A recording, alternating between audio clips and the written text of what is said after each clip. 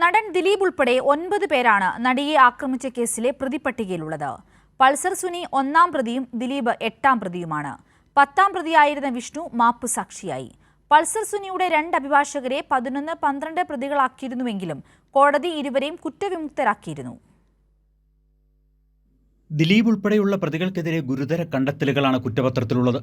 ആക്രമണത്തിനിരയായ നടിയോടുള്ള വിരോധം നിമിത്തം പ്രതികാരം ചെയ്യുന്നതിനായി 1-ാം പ്രതി പൾസർ സുനി എന്ന സുനിൽകുമാറിന് ദിലീപ് കൊട്ടേഷൻ നൽകി എന്നതാണ് പോലീസ് കേസ്. ഇതിനായി പൾസർ സുനിക്ക് 1.5 കോടി രൂപ ദിലീപ് നൽകിയെന്നും 2015 ഡിസംബറിൽ അഡ്വാൻസായി 10,000 രൂപ പൾസർ സുനി കൈപ്പറ്റിയെന്നും പോലീസ് കണ്ടെത്തിയിരുന്നു. നടിയെ ആക്രമിച്ച അപകീർത്തികരമായ ദൃശ്യങ്ങൾ പകർത്തി പൾസർ സുനി ദിലീപിന് കൈമാറിയെന്നാണ് പോലീസ് വ്യക്തമാക്കുന്നത്. ദിലീപ് ഉൾപ്പെടെ 12 പ്രതികളാണ് കേസിലുണ്ടായിരുന്നത്. ഇതിൽ ഒരാൾ മാപ്പുസാക്ഷിയാവുകയും 2 പേരെ പ്രതിപ്പട്ടികയിൽ നിന്ന് കോടതി ഒഴിവാക്കുകയും ചെയ്തിരുന്നു. പൾസർ സുനി 1-ാം പ്രതിയും ദിലീപ് 8-ാം പ്രതിയുമാണ്.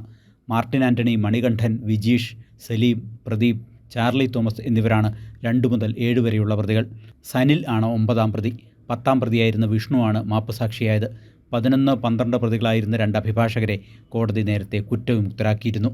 കുറ്റകരമായ ഗൂഢാലോചന, ബലാത്സംഗം, സ്ത്രീത്വത്തെ അപമാനിക്കൽ, IT ആക്ട് തുടങ്ങി ഗുരുതര വകുപ്പുകളാണ് പ്രതികൾക്കെതിരെ ചുമത്തിയിരിക്കുന്നത്.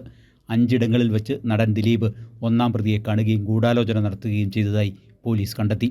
ഇതിൻ്റെ ഹോട്ടൽ രേഖകളും CCTV ദൃശ്യങ്ങളും തെളിവായി ഹാജരാക്കി.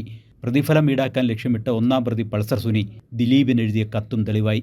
ഗൂഢാലോചനയും അഡ്വാൻസ് തുക കൈമാറ്റം നടക്കുമ്പോഴും 8-ാം പ്രതി ദിലീപും 1-ാം പ്രതി പൾസർ സുനിയും ഒരേ ടവർ ലൊക്കേഷനിലാണെന്നും പോലീസ് കണ്ടെത്തിയിരുന്നു. ദിലീപിൻ്റെ ആദ്യ ഭാര്യയും നടിയുമായ മഞ്ജു വാര്യർ ഉൾപ്പെടെ 355 പേരുടെ മൊഴി രേഖപ്പെടുത്തി. ഇതിൽ 33 പേർ രഹസ്യമൊഴി നൽകി. ശാസ്ത്രീയ പരിശോധനാ ഫലങ്ങൾ ഉൾപ്പെടെ 400ഓളം രേഖകളും കുറ്റപത്രത്തിലുണ്ട്. ഗൂഢാലോചനയാണ് ദിലീപിനെതിരെ ആരോപിക്കുന്നതെങ്കിലും 1-ാം പ്രതിക്കെതിരെ ചുമത്തിയിരിക്കുന്ന ബലാത്സംഗം ഉൾപ്പെടെയുള്ള എല്ലാ വകുപ്പുകളും 8-ാം പ്രതിയായ ദിലീപിനും ബാധകമാണ്. കേരളത്തിലെ കുറ്റകൃത്യങ്ങളുടെയും കുറ്റാന്വേഷണത്തിൻ്റെയും ചരിത്രത്തിലെ അപൂർവമായ ഒരു കേസിനാണ് ഡിസംബർ 8-ന് കോടതി വിധി പറയുക. സാലി മുഹമ്മദ്, കൈരളി ന്യൂസ്, കൊച്ചി.